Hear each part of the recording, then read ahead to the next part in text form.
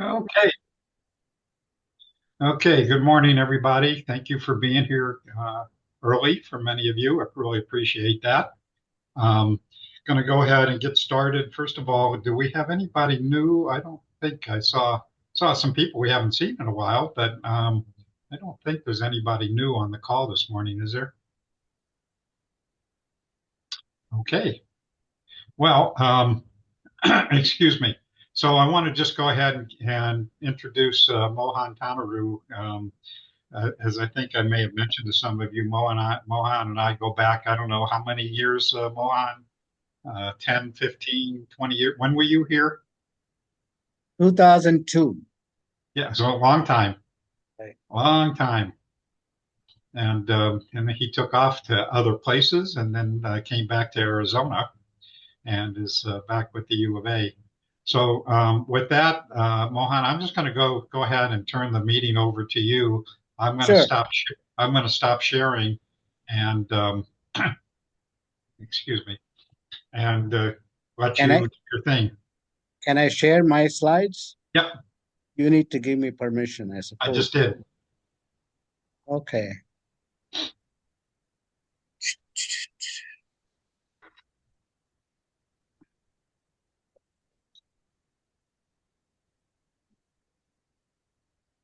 Well, let's see. I thought I did. Just a second. Okay, you can see the screen. Yep. Okay. Well, let me get into that. I'm Mohan Taniru. Of course, as someone in India says, Mohan Taniru, but doesn't matter. Well, as I said, I was in Tucson during my early days as a department head of the MIS program for 5 years. Went back to Michigan and then came back after I retired. So I'm retired faculty. So I'm working now as an adjunct to kind of look at my body of work in the technology and how it can be applied in public health. Uh, so I teach a course in population health in digital age, and I'm actually developing a course in population health leadership and strategy using Gen AI starting next fall. So I guess being in information systems, I was in MIS for 40 years, which is really more information systems with a within a business context.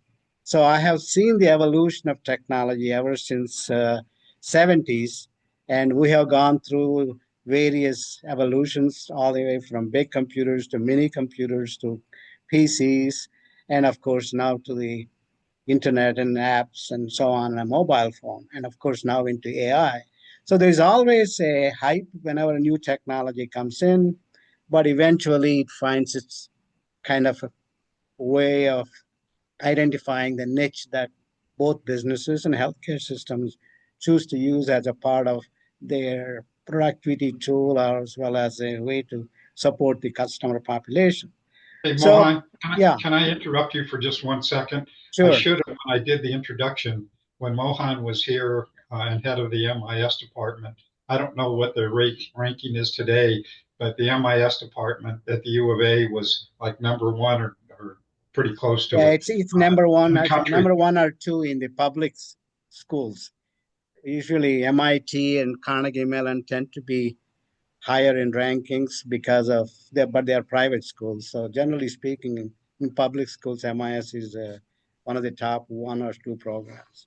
Yeah, thank you. Sorry to interrupt, but No, I it's okay. really wanted to So share that with yeah, people. well, I sent an abstract, but I identified a few key points I want to use today to kind of bring up what I want to say. Uh, the key points, of course, are I have seen in the healthcare system itself in the last 10 years, of course, before that as well. But there is a lot more complexity, especially when you start addressing the needs of the population beyond the hospital walls. And since my work in the last several years has been how to support the population, mainly underserved populations, to gain access to care as well as adhere to practices.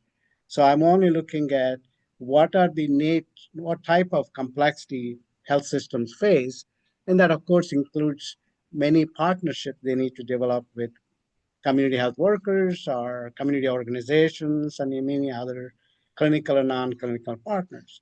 So that leads to the basic concept: how do businesses and how do healthcare systems bring about interorganizational leadership to kind of create that what I consider a community model? Because obviously, no single organization can meet the needs of the population that you're trying to serve unless you start building partners that can provide and address different types of roles. And based on my work in the underserved populations, as well as broadly in business context, you need some focal organizations to take ownership. Because anytime you're dealing with partnerships, you need to have different people take ownership to different segments of that population care journey so that you can ensure that there is sustained value added to the population.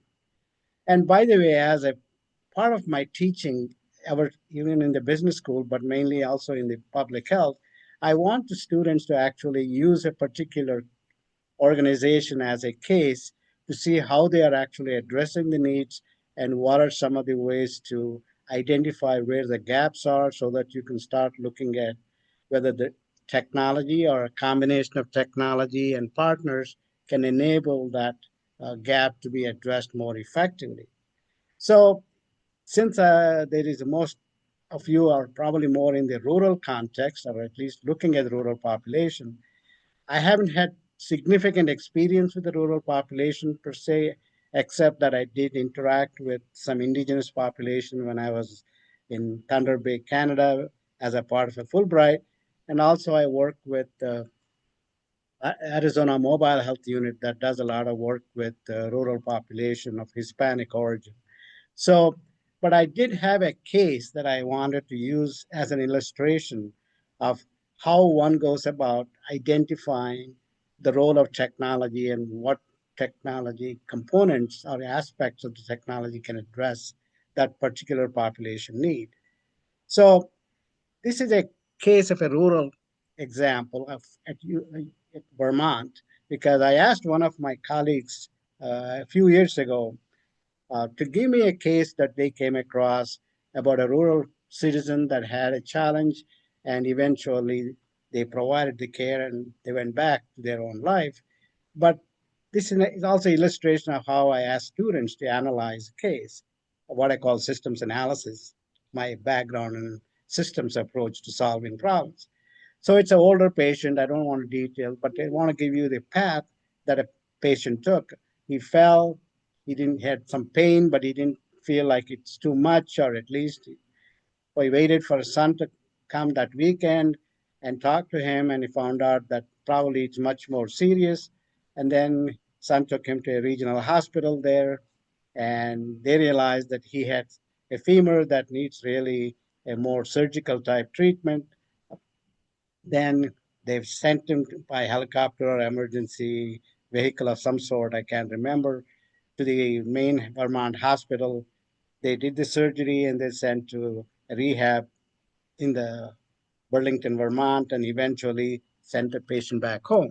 So, from a conceptual standpoint, well, that is a path that typically a lot of patients in a rural area have to go through because they don't often have immediate access to care, so they have to rely on someone else to reach the necessary care they need.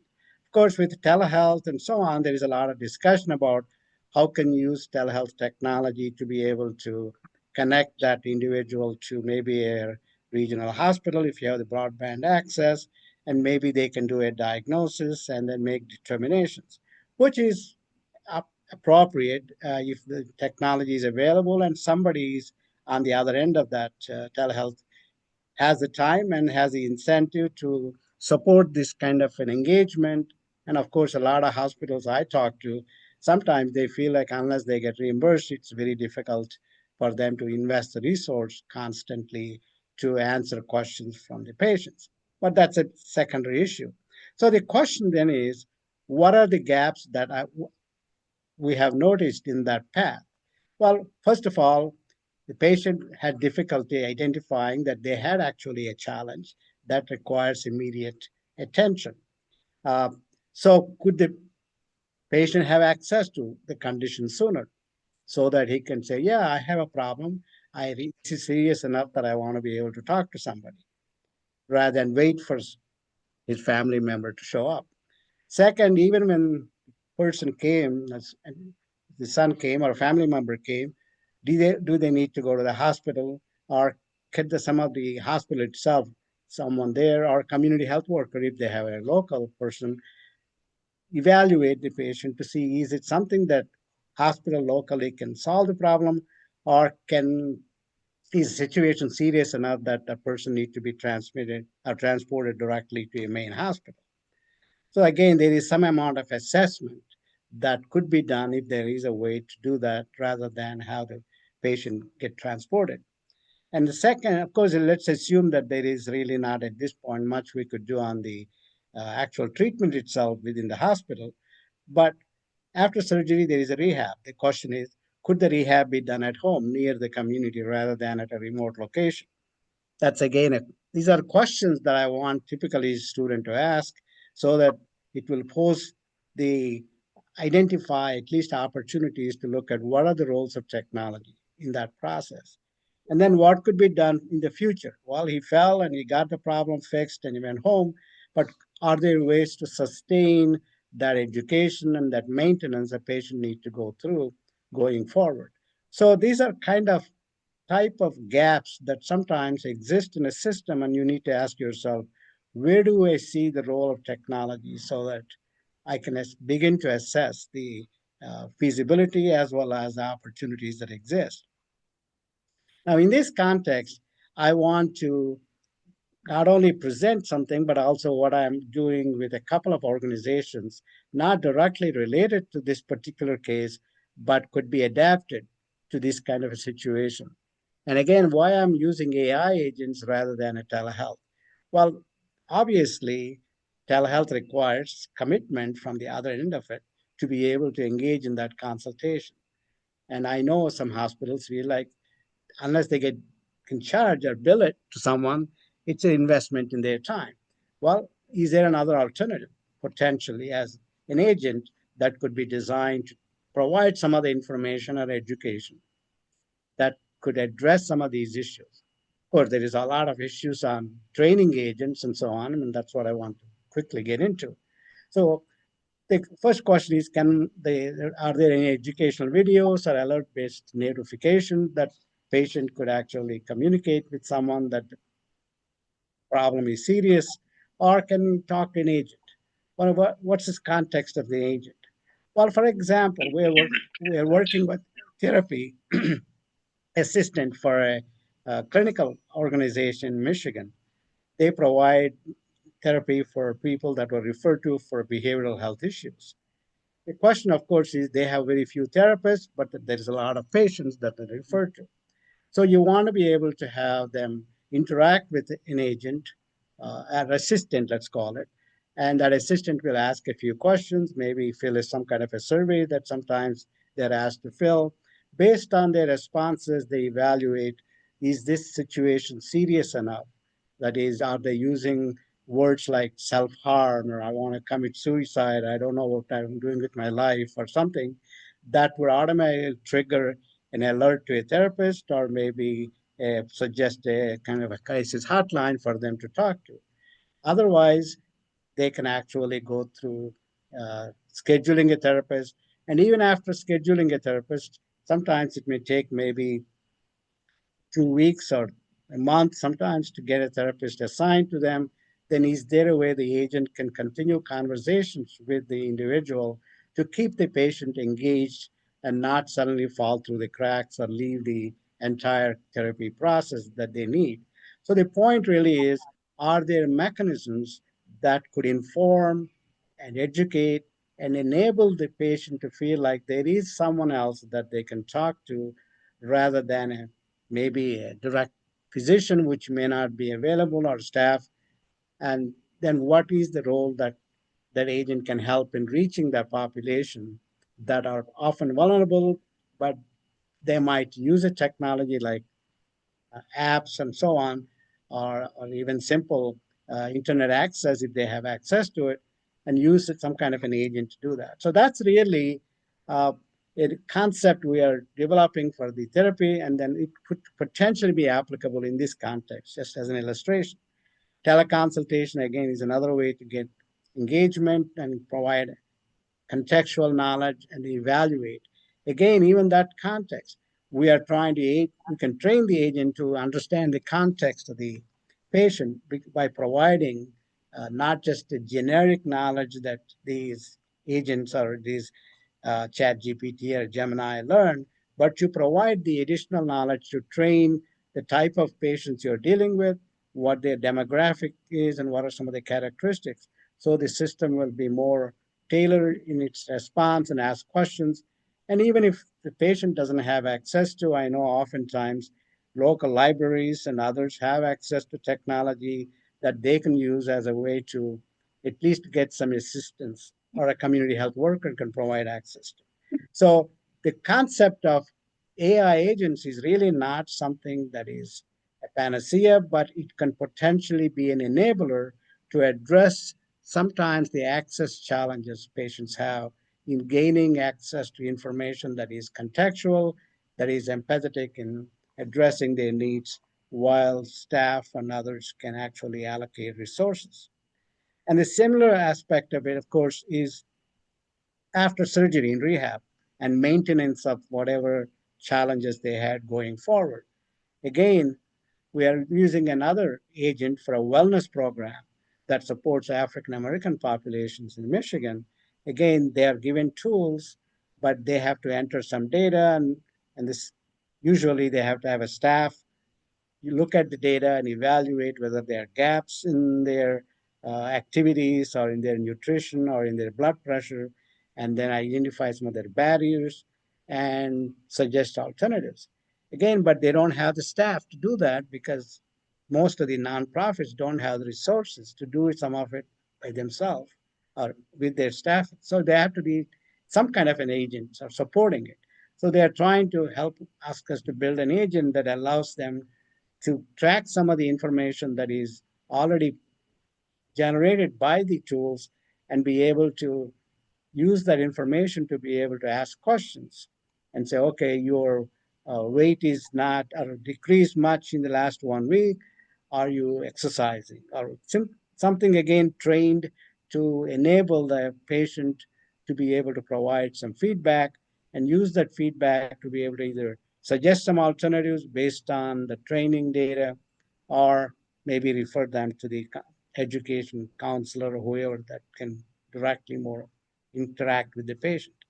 So again, it's really more about not only addressing the preliminary stages of their decision making before they engage in a treatment, as well as following up on whatever that is recommended and be able to sustain that behavior. For example, the agents can, even after the wellness program finishes their engagement, they would like the agent to be able to available for the participants so that they can ask questions and they can get resources they need.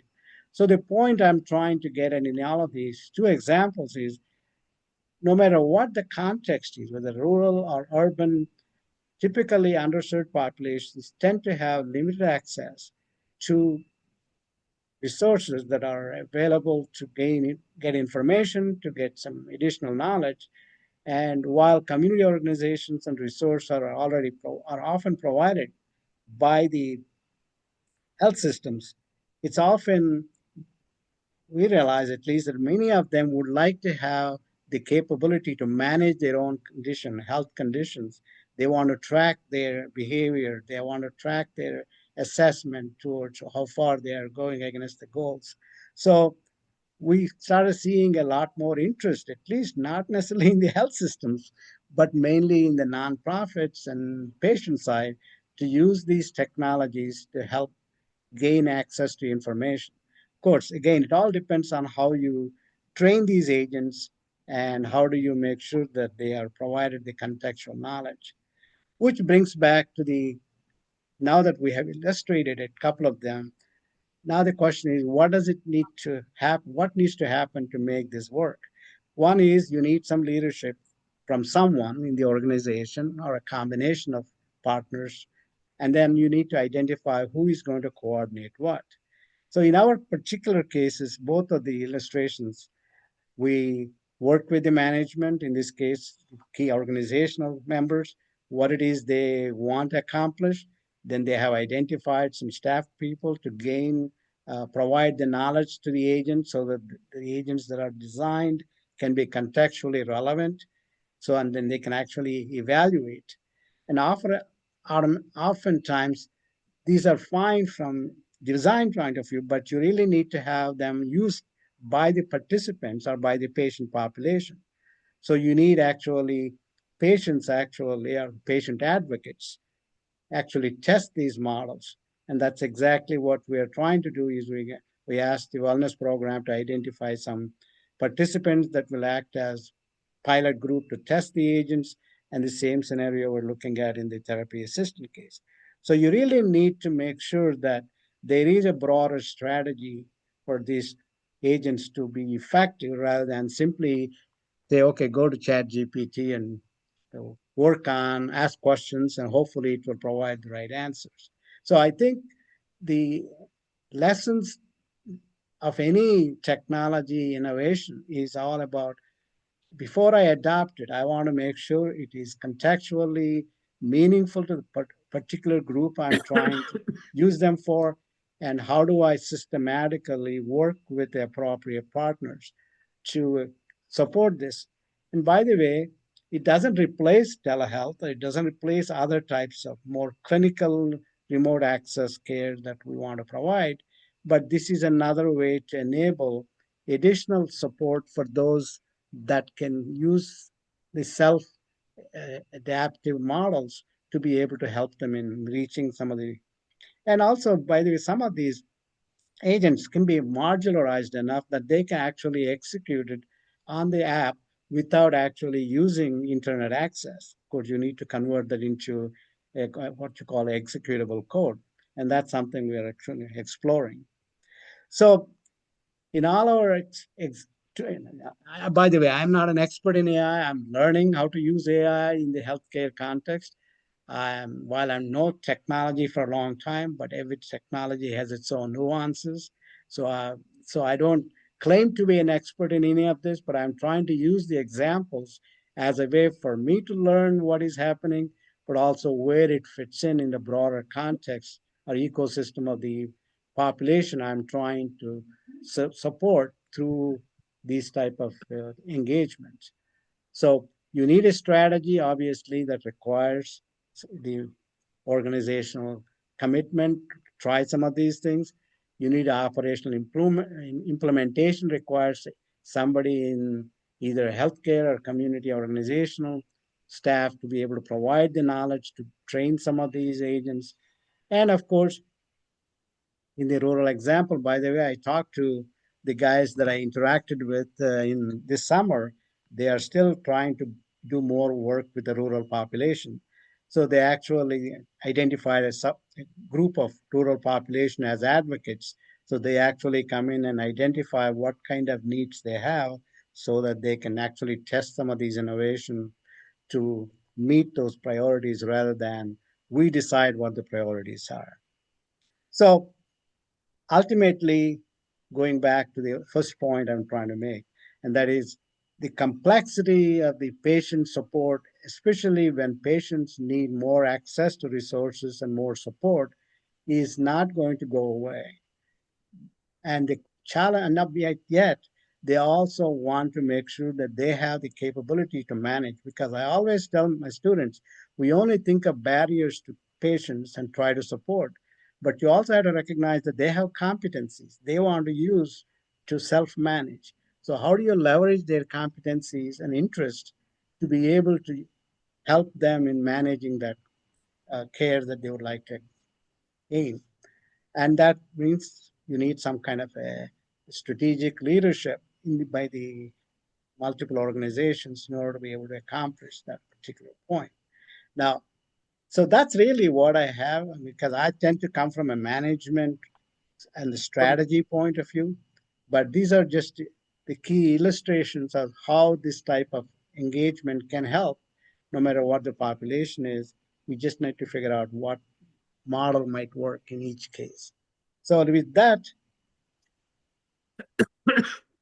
I just want to kind of basically, I just also want to mention that one aspect. You need some short-term metrics to make sure everybody feels like there is a progress being made.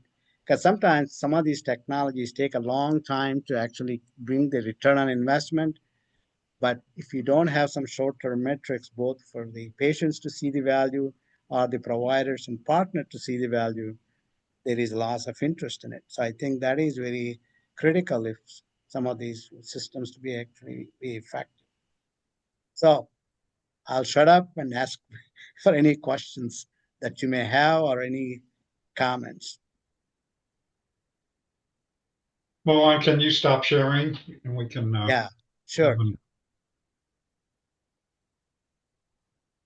Steve, yeah, this is Mala. I have some comments and thoughts to I and knew you would. questions.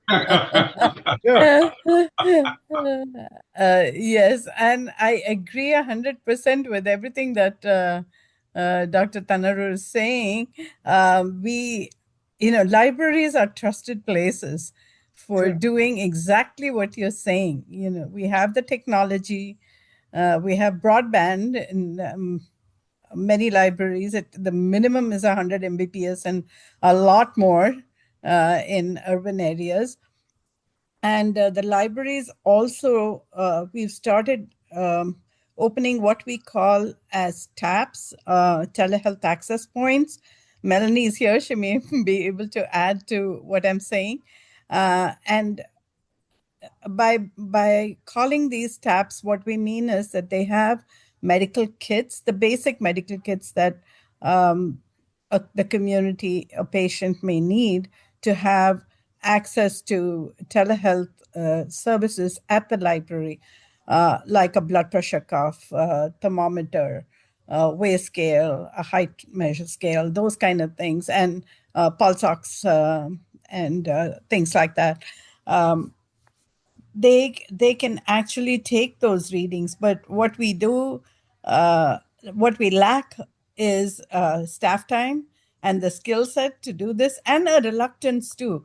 Let me say that, because many of our librarians are not trained to be medical professionals, or even interpret what the doctor is saying for the patient, or what the patient has to communicate, and they don't want to do it. They don't really, that's not their skill set or expertise. So we started with partnering with the nursing school to see if some of the professors could send their nursing students for community service hours working at a library. Of course, it needs to take off. Like you say, leadership is important, and sometimes it works based on the relationship that we have with the head of the department, rather than with any program as such. So I think that's where we need to focus on, in building up those partnerships and building up taps in more rural areas. So Mala, what you Uh, didn't do this morning. oh, is introduce myself. Okay. I'm Mala Muralidharan. I work at the State Library. I'm the State E-rate administrator. I work with the libraries to ensure that they have broadband access, and they are paid for their internet. They get reimbursement for their internet and internal connections. I also work on the telehealth project, and mobile libraries, providing this access not only at the library but outside the library to where the community is. And I'm working on some special projects with Aging Arizona, where we are working on getting the older vans and buses remodeled so that they can be refurbished for use to transport patients to the library, so that they can have access, if that is the closest healthcare point that they can get to. I do, first of all, I don't deny the importance of having access to, and I think the libraries are actually a best place, mainly, especially when I talked about indigenous health in rural areas in Canada. One of the first things that came up is where can they get access to internet, and that's usually the libraries as one potential area to go to. But even there, you mentioned about these tools, like they can take blood pressure, they can take weight, and all that. And the question, of course, is, well, once they input that information, is there a way for someone to evaluate, or is there a way for someone to suggest some things for the patient? The question, of course, is, yes, nursing students could be a valuable resource, but could you complement that? Could you educate those nursing students to actually train some of these agents that you can actually deploy so that if they leave and they go on one term to another term and so on, is there some repository of knowledge that could be added to that system that resides in the library but could be used to provide the long-term support? So I think I look at, I'm not advocating for say one technology, but I'm just saying an agent concept is one newer way to complement some others that oftentimes are available or not available. And how do you make sure that these technologies are used effectively? So that's it. So it's really more a matter of using a mix of technologies so that you are addressing diverse population needs. Absolutely. And I think that's where partnerships and collaboration with nursing schools or with the um, organizations, nonprofit organizations play a role. Sure. And yeah, we can, those kind of skills that the librarians don't have, but they do have a trusted place. They do have broadband access. I will just give you one quick example and then I'll shut up. We had we've had several inaugurations of healthcare in libraries, and one of those was at the Tuba City Public Library. And I talked to a person who brought their father along. Father was in his 80s, and she said, bringing them to the library for a telehealth meeting with their doctor was so much simpler for her than to have to drive 1 hour or more all the way to Flagstaff for a 10-minute appointment and then back, especially for post-op care. And also the fact that she is not only a caregiver for her father, but for her young children. So she could bring them to the library, leave them there to have them, engaged safely while her father is having his telehealth appointment, and go back to work and come back and get them, which means she doesn't lose her pay for the day or her leave for that day. So there are many ways in which this can work, but at the same time, having someone skilled in healthcare is vital, so that the librarians are not under any tension to do this themselves.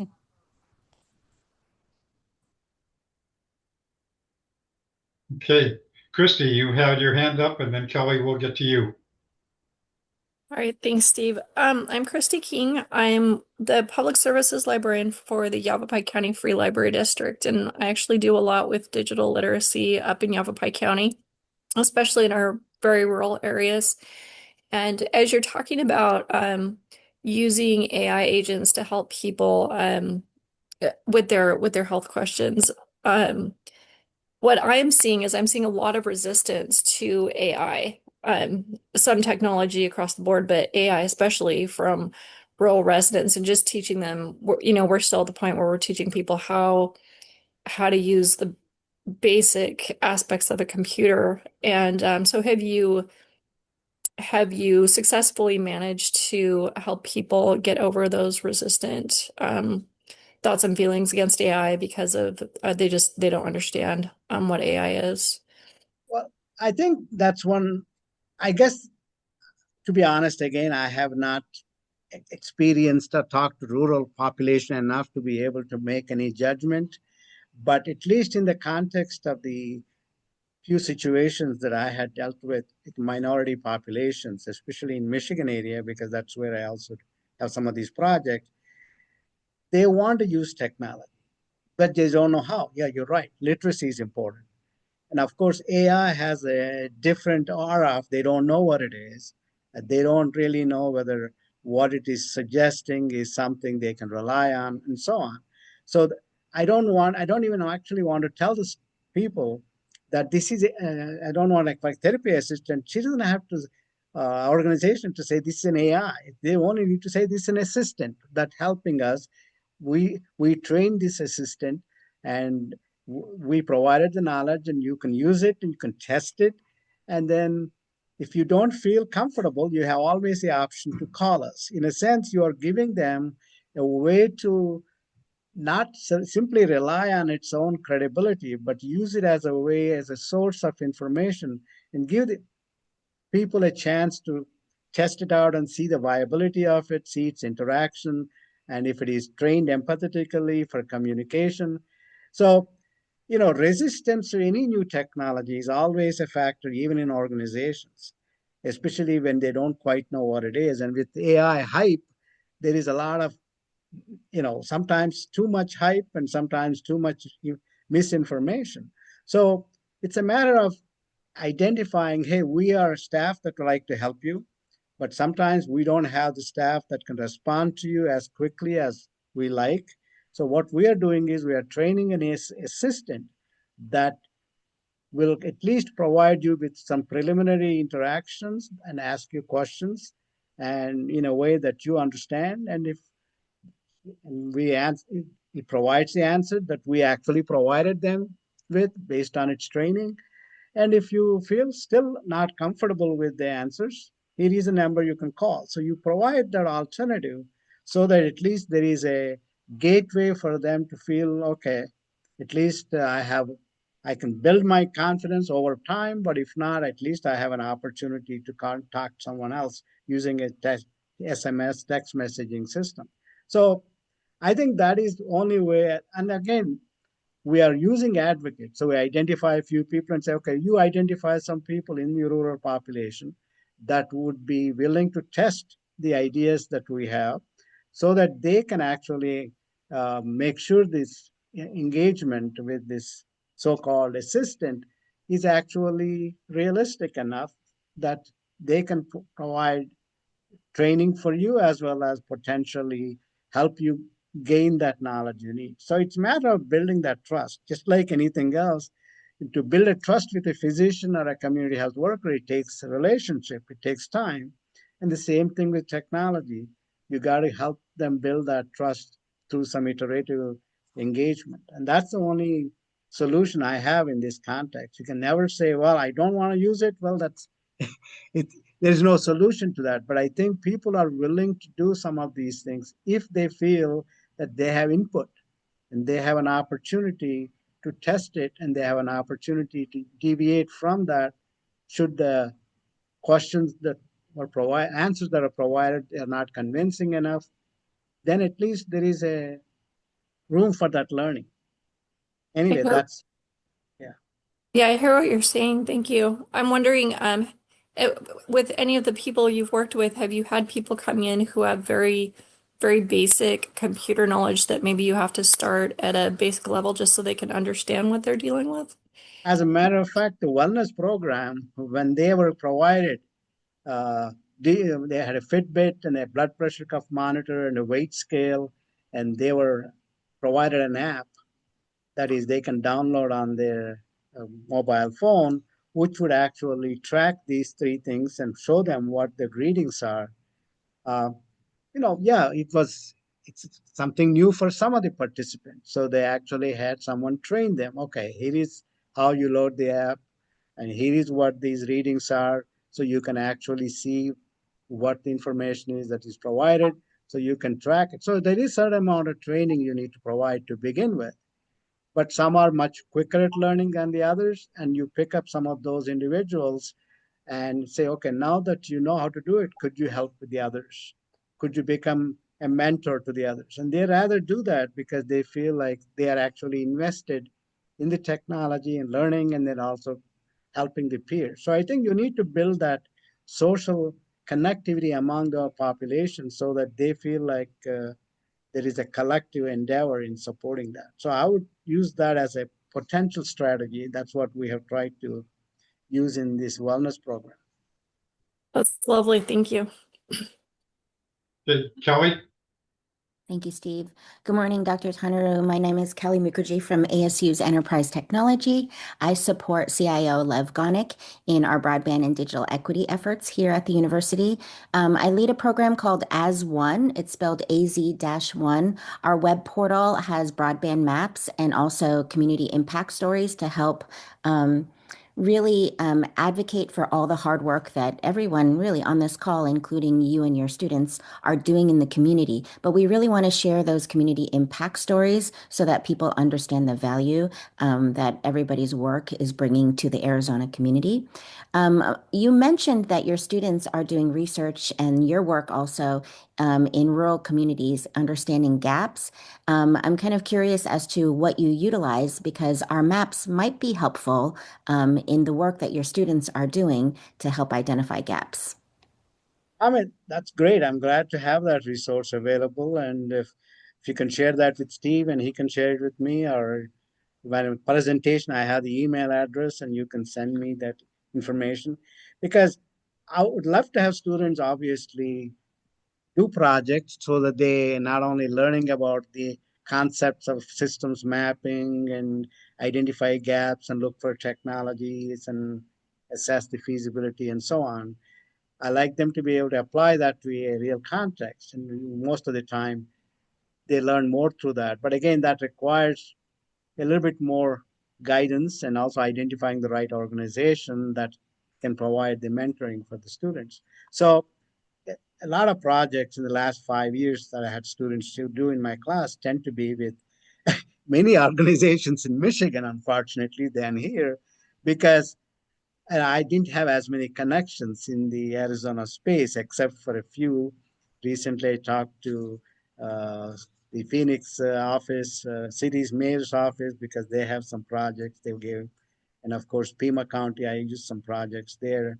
So, yeah, if there are opportunities for me to interact with some other agencies that have ideas and that they don't know what to do, or they would like to have someone come from outside, maybe do an evaluation and suggest some alternatives. That would be great for me, per se, because I am learning, but also it's helpful for the students. So please do share. And then I'll be glad to even write case studies of sort that we have done if you want to share it with others. So that's another way to kind of broaden the community knowledge on some of the applications.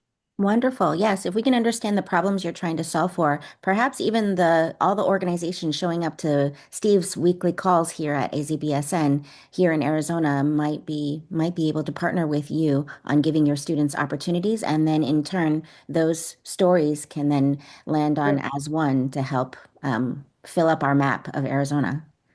Sounds good. Thank you. I'll reach out to you with more information. Thank you. Thank you. Bye.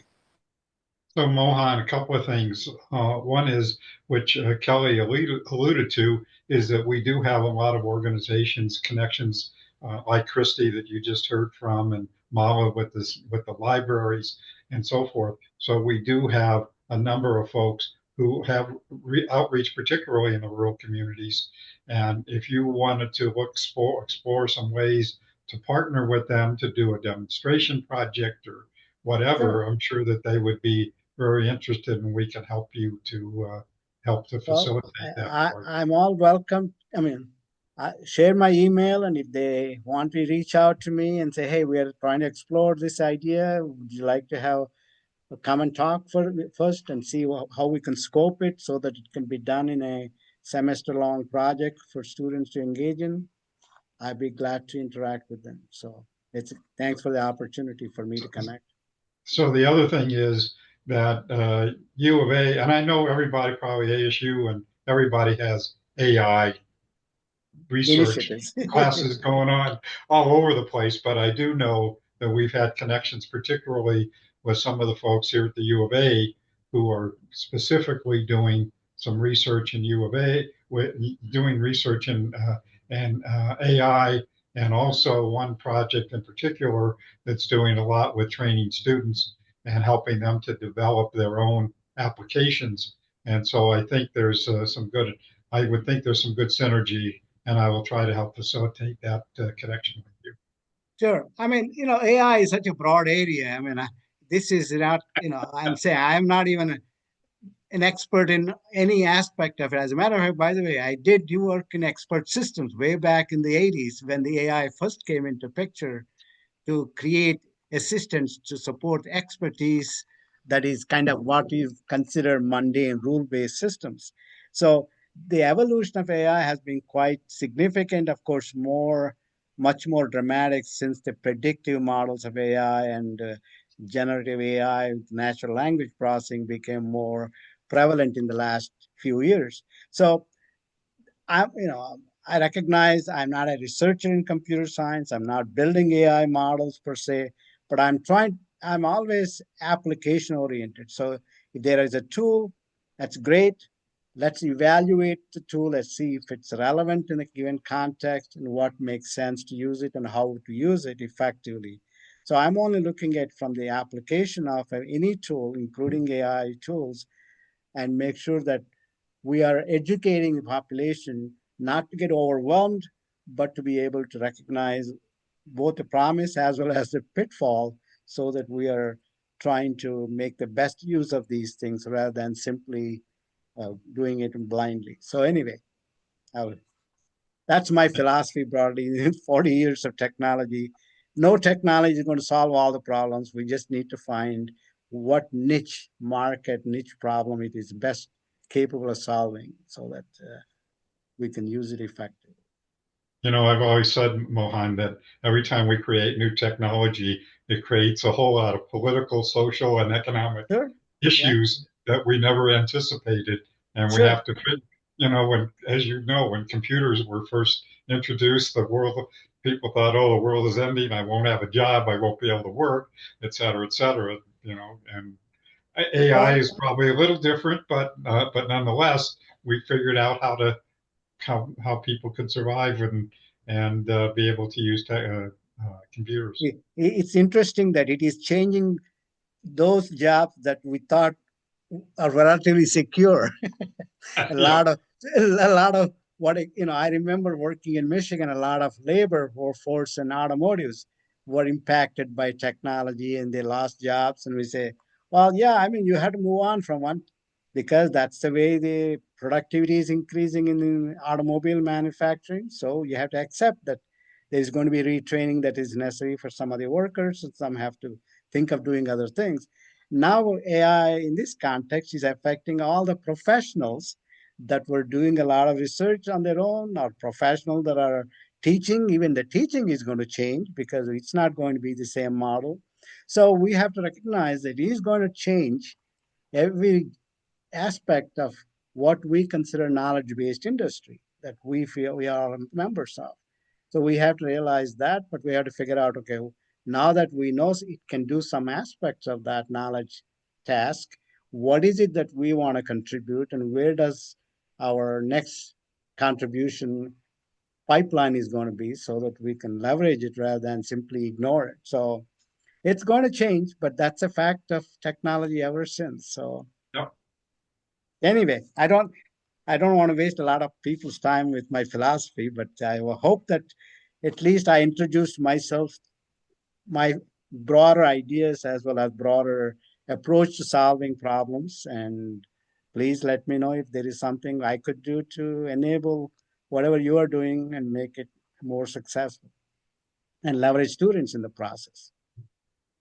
So one last thing, and Melanie, we talked about this before we actually started the meeting, that it seems like there's maybe some synergy with the Arizona telemedicine program, and Sure. maybe you can help to introduce Mohan to Dr. Finkelstein. Actually, Dr. Finkelstein and part of my colleagues, they do a lot of research with AI and rehab and cancer with cancer patients. So we've got a webinar coming up on telerehabilitation. They're going to be talking about some of that in the cancer treatment. It's coming up in December. Let's see, December 3rd, actually. So if I remember correctly, Melanie, you do have an email that you send out. Yeah. So can he get on your email list and get announcements of the different kinds of presentations that you guys are doing? From our main website, we actually have people can sign up for whatever part of the email newsletters that they want. There's, I think, like 6 or 7, 8 different ones. Some blogs, some articles, the events list, and that way people can control how much comes into their email stack every day or every Yeah, week. I know. That's We do it monthly, so. Okay. Thanks again, Peter. Well, thank you, Mohan. It was really great to see you as always. Wish you were here in Tucson, but actually you are right now. It doesn't matter nowadays where you are anyway, so that's Really? fine. Yeah. But anyway, thanks for joining us this morning, Mohan. Thank you, Really and appreciate it. I'll share the presentation for whatever it's worth to you, and you can share it with the rest of them. Sounds like a plan. Okay. Thanks. Have a safe trip back to Thanks for the Phoenix. opportunity. Bye. You bet. Bye now. Okay. So Brian, if I can put you on the spot for a minute, anything in particular that you want to talk about, what the latest is happening with wireless and excuse me, and so forth? Yeah, thanks, Steve. Well, Spectrum, that's the word I'm thinking of. Spectrum. Spectrum. There you go. Yeah.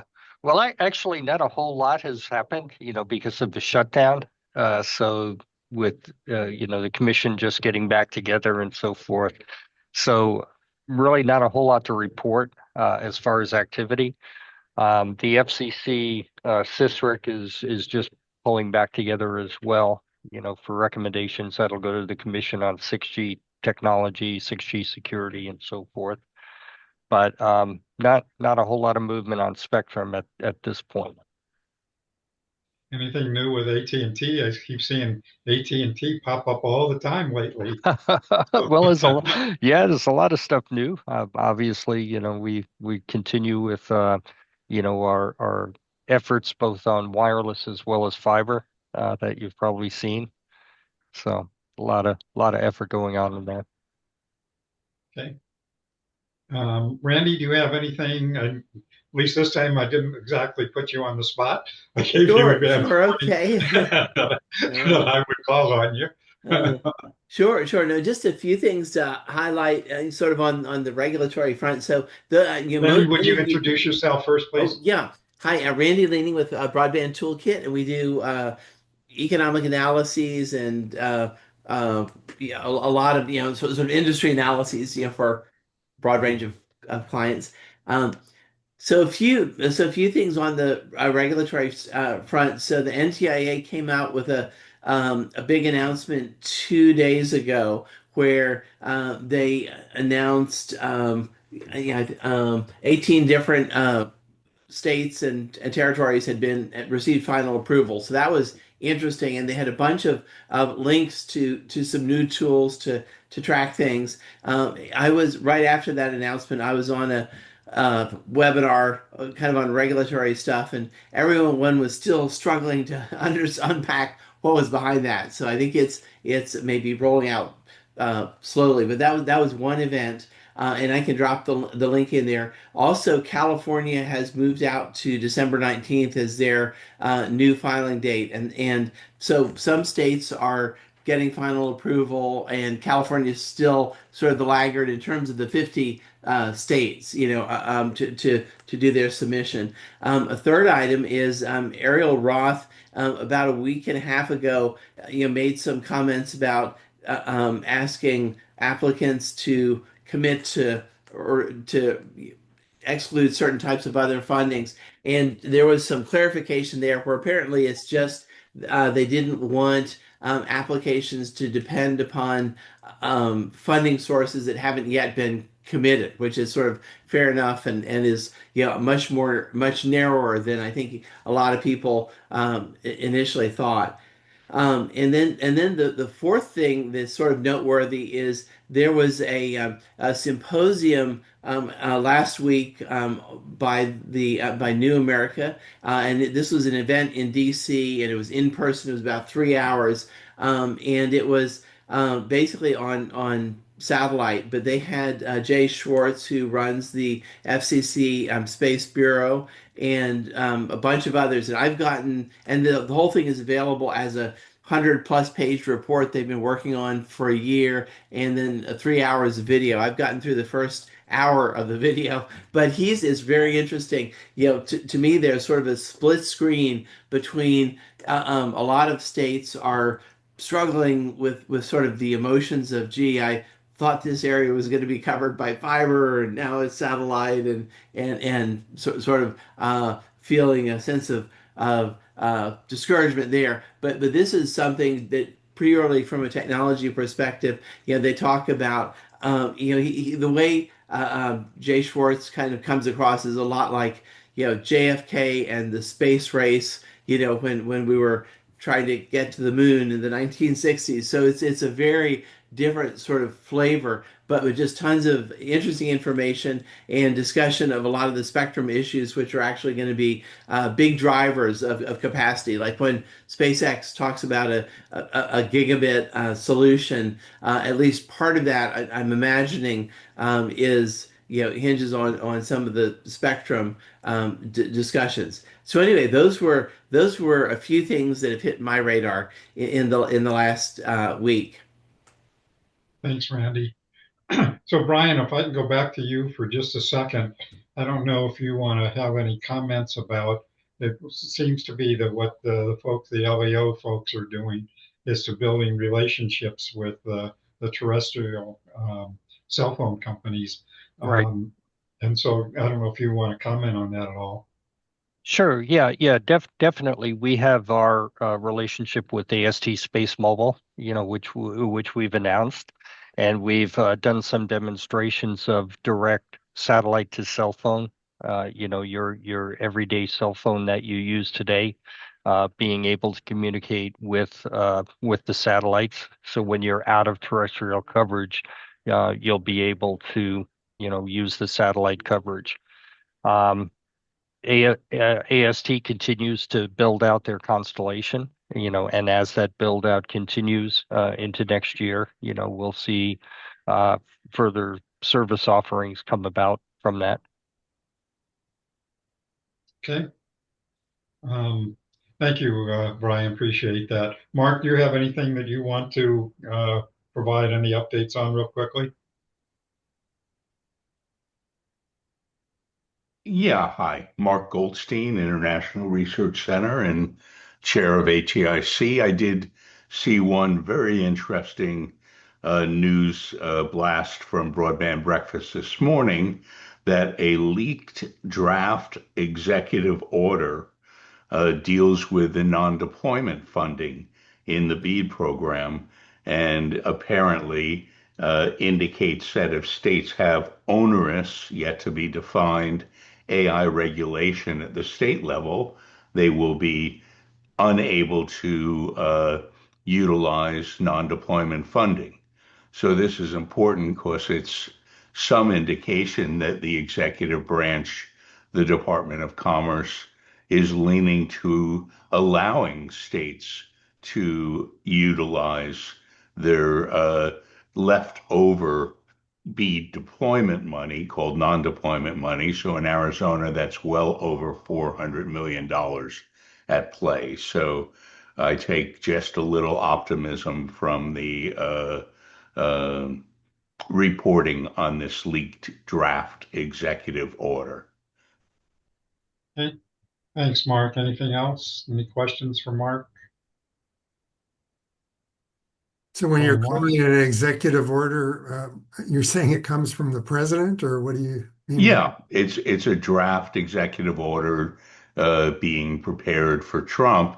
Whether it actually reaches, you know, his desk in its state no one knows, but it was a leaked official, internally generated executive order for Trump's signature that said you can have your non-deployment money if you don't have onerous state regulations for Okay, AI. explain what onerous state regulations mean, right? Just Yeah, waiting to see that. And that is reflective of in the big, beautiful budget bill for a while, there were 10-year prohibition on state AI regulation as a blanket prohibition. So you can see there's some uh, Republican leanings towards keeping the states from being direct regulators in the AI space. So this seems consistent with that aborted attempt in the Big Beautiful Bill. so it could be interpreted pretty broadly about what state regulations might relate to. Okay. Yeah. Yep. Anybody else have any updates, anything they want to announce? So a couple of quick things. First of all, I try to remind you that, as you know, that I do send out the chat, but if you need it today, if there's some good stuff that was included in the chat today, you can download it to your computer now. If you go to chat, at the very top, you'll see three ellipses. If you click on that, it will tell you that you can download the chat to your computer. So you would have that information and all those contacts immediately. Secondly is have a happy Thanksgiving, as obviously we're not meeting next week. So you're going to get a break from me for a while. And then I will be sending out a calendar invite for December. We will have a couple of meetings. Obviously, we're not going to meet Christmas and we're not going to meet New Year's. So we will have a little break during that time also. In the meantime, I hope you all have a happy and safe Thanksgiving. Enjoy yourselves. Don't eat too much. And we'll see you all in a couple of weeks. And just a follow up, Erin did dig up a link that she got from Benton today, I guess. I haven't read my Benton news feed to a 6-page draft version of that very executive order that Broadband Breakfast was describing. It's actually now opened on my screen. I haven't had a chance to read it, but those of you interested in what that might have to say about AI and non-deployment funds, pick up her link in the chat. And then the only other thing I'll say is that there is no more Project Kuiper from Amazon. That turned out to have been just more of an internal and semi-public brand. It now is known as Amazon Leo, and they do have about, Randy, I think about 150 birds up now in their constellation, something like that. Yeah, that sounds about right. I think, yeah. And And there's a threshold where you need 1,000 or 1,500 to, actually start service. So they're in the process of getting to that threshold. right. And then Randy, you mentioned some report. What was the report you Oh mentioned? yeah. Did I just did you have a link to that? I just dropped it in the chat. So this Oh, was from New America. It's a 3-hour webinar if you can sort of stomach that, but it's actually really well done, at least, and then a 100-page report. And it speaks. It's a tutorial plus a nice intro from the Space Bureau, FCC head, and other stuff. So I haven't gone through all of it, but so far, very interesting stuff. I'm not seeing that in the chat. Let's see. I said, let's see. I had a thing on Oh, there. NTIA announcements and then New NTIA America. announcement for Yeah, BEAD, and it's right below that. Thank you. exactly. Yeah. Okay. Anything else anybody has before we end for today and take a little holiday break? Um, if not, we're all done for today. Thank you all. Good to see you. Again, have a great holiday vacation. Happy holidays all. Go. Thank you.